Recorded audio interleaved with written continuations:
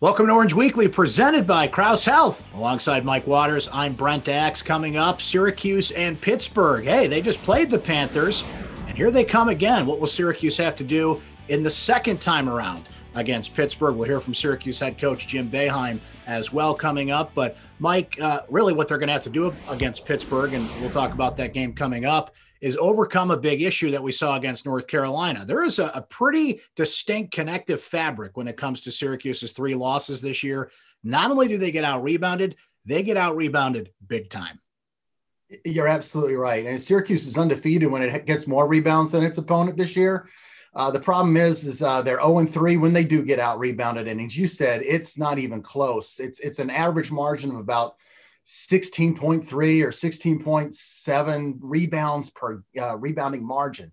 Ooh. You know, Rutgers, Pittsburgh, and North Carolina all out rebounding Syracuse to the tune of 16 or 17 rebounds in those games. North Carolina just hammered Syracuse on the boards on Wednesday night.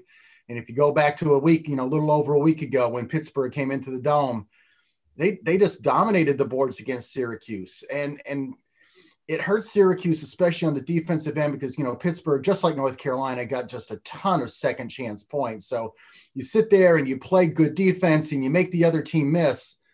But if they're getting their own rebound, 35, 40% of the time at that end, it's just going to kill you. And there's almost no way to win a game when you're getting beat that bad on the boards. Now, Quincy Gary is certainly doing his job in that department. He had 23 points and 11 rebounds, 5 blocks against North Carolina, but there seems to be, it's kind of a donut, Mike. There's a hole in the middle of this team right now. Marek Dolezaj is doing all he can at that position. Didn't have a good game against North Carolina, unfortunately, but is there kind of a certain philosophy Syracuse has at recruiting this position? Because I think some fans look at it and they say, boy, where's Rakeem Christmas? Where's the, Arenze Anawaku type player? Syracuse seems to have attracted kind of the longer, thinner take-up space in the zone center. But unfortunately right now, they don't have anybody to play. Barama, we know, is hurt at this point. Frank Anselm is going to have an extended period where he's going to be out of practice.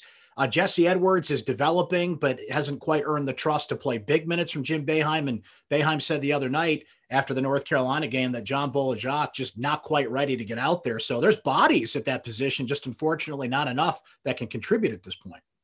Yeah, bodies, but not really big bodies. When you're playing Marek Dolezaj 40 minutes a game, as he did like in the 4 games leading up to that Carolina game, this is too much to ask of a guy that's, a slender forward. And then you're asking him to go into the center position and play 40 minutes. And he weighs 201 pounds. And that's, 6'10". He's not going to make it. You asked about recruiting philosophy at center. If they have any philosophy, it's that they've never worried about, a player's offensive capability coming straight out of high school. If they've got potential there, they'll hope to develop it. But they look for, guys that can just defend well in the middle of the zone. And sometimes that means, a space eater guy. Sometimes it means a guy who they feel can cover ground and move. They certainly haven't had anybody like a Rakeem Christmas since he left after the 2015 season. They made do in 2016 with that Final Four team where you had Dajuan Coleman, a veteran, but his knees were bad. And if you recall, Tyler Lydon spent a lot of time at center that season. He was a 6'9", 6'10" power forward. Who slid in just like Marek Dolezaj is doing, although Tyler was a little bit bigger and stronger, certainly heavier than Marek. Since then, Pascal Chukwu comes in, just tall and thin, and Barama's tall and thin, and Jesse's tall and thin. And, it does make you wonder, what happened to the Arenze Anawakus out there? Not tall and thin. No. Arenze, I think I once described him as a Coke machine in human form. They don't have that kind of guy right now. And you kind of wonder, where they are. They've taken their shots at him. The Georgetown kid, Quadis Wahab, that we just saw at the Carrier Dome last week. Syracuse went after him intently, but just couldn't convince him to leave the capital area. And he stuck around down there at Georgetown. So it's not that they're avoiding those guys. They're looking for them. They're just, they're hard to find. Everybody says, how come you don't get that center? They are hard to find. It's a lot easier to find a point guard standing on a street corner somewhere than it is a 6'10", 235-pound center. Yeah, especially with basketball now, there's such an emphasis on scoring, players that can drive, certainly three-point shooting at this point. It's almost like finding a good fullback in football. It's nice when you have one, but they're kind of drying up out there. So we'll see how that goes for Syracuse going forward with a lot of players unavailable at the center position. Moving back to the guard position, Mike, it's interesting to see how that's played out here in the last two games, particularly in the dynamic between Joe Girard and Kadari Richmond. Georgetown puts in the smaller lineup. Joe Girard flourishes, 18 points, hitting threes, 8 assists on the day. North Carolina's kind of a bigger team, and Kadari Richmond got the call to play most of the last half of that game. And that was a wild game, as we saw against North Carolina. A lot of point swings, a lot of lead changes, but he got the call at the end of that game. So I think it's pretty much a matchup thing at this point to see who gets the call when it matters, right? Yeah, I think it also depends, too, on how the other team chooses to defend Kadari. And when Pittsburgh saw him come into the game, they backed off. And they really kind of made Syracuse almost look like they were going 4-on-5. The point guard, Kadari Richmond, couldn't really initiate anything because his man was 8 to 10 feet off of him. It's kind of hard to drive, and he doesn't have a consistent jump shot yet. North Carolina, they defended him. They didn't treat him any differently, really. I mean, did they sag off him just a bit? Maybe a little bit, but Kadari could still play his game. Now you're running back into Pittsburgh again. Sort of expect Panthers are going to play him the exact same way. It's going to make it hard. The thing is, Pittsburgh's such a really good defensive team. While they played Kadari a little loose, they generally don't do that. They got after Joe Girard and Buddy Boeheim for most of that game, forced both of those guys into really bad three-point shooting. I think the two of them combined, like they were 4 of 20 from three-point range. So it was really hard to find a good look for them.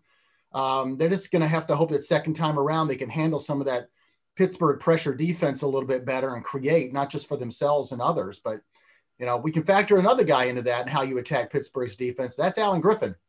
That we talked about him a little bit. He needs to do more than just be a spot up three-point shooter.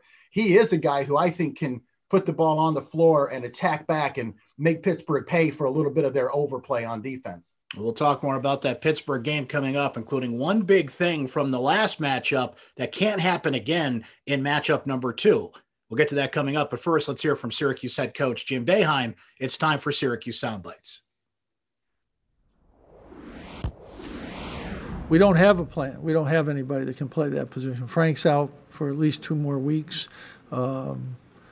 We're trying to develop Jesse in practice. A Bull is too small. He can't get it done out there. We're still working with Jesse every day. We're hoping that he can give us some minutes in there, but he's really the only alternative right now. Mike, I think there's one big thing in the second matchup with Pittsburgh to keep an eye on, and that is Quincy Gary. He got into foul trouble the first time around. If he doesn't this time around, I think it could be a different story for the Orange against the Panthers. I totally agree with you. I mean, Quincy's been like one of the ACC's breakout players of the year this year as a sophomore. He leads Syracuse both scoring and rebounding, but man, there was no question. His worst game of the year was that loss to Pitt. He got into early foul trouble. He only played 17 minutes. I think it was 3 points and 5 rebounds. That is far under his season averages. So yeah, if he plays a little smarter, a couple of those fouls, it wasn't like it was anything the opponent was doing. It wasn't like he was overmatched. He committed a couple really bad offensive fouls. He tried to put the ball on the floor way out from the basket, raises his arm up, boom, automatic offensive foul call. You got to learn not to do that. I think he did one of those when he already had 2 fouls on himself in the first half. He's out there with like a minute to go in the half, and all you want to do is get to halftime with 2 fouls. No, he's got to put the ball on the floor and shoulder, arm up, boom, 3rd foul, and that affects you the rest of the way. So yeah, if Quincy's on the floor, I think this game could look completely different. Pittsburgh's in an interesting situation, and it's certainly something to keep an eye on Syracuse-wise because they played Syracuse, had a couple of games scheduled, but as we've been dealing with here in all of sports, really, college sports included, COVID pauses come in. So Pittsburgh goes straight from a win over Syracuse, what would be 10 days in between games, to playing Syracuse again at this point. I know Jeff Capel has said he expects a better team, a better effort from Syracuse. And speaking of COVID-related things, Mike, Peterson Event Center, Always one of the toughest places to play. But without fans, is it just another game? It's just another gym to play in. Yeah, boy, I love the Peterson Event Center. I got to be honest with you. I love going there. The Oakland Zoo is one of the best student sections in the ACC, if not the country. So, if there's not going to be any fans there, I guess I'm okay not going to the game. But, Florida State had a COVID issue. Pittsburgh was supposed to play them last weekend. Can't play the game. Their next game is going to be against Georgia Tech on Wednesday night. And like a day or two before the game, boom, Georgia Tech's got a COVID issue. Again, Pittsburgh has to, postpone a game. And both times they didn't have enough lead time where, like you've seen it in some other cases this year, the ACC's like moved the schedule around and gotten you a game like they did for Syracuse. When Clemson had an issue, but it was so far in advance, they were able to send Syracuse down to North Carolina on Tuesday night. So you don't go a long gap between games. Be interesting to see if the Orange can get the rematch here against the Panthers as ACC play continues. For now, that's Orange Weekly presented by Krause Health. For Mike Waters, I'm Brent Axe. We'll talk to you next time.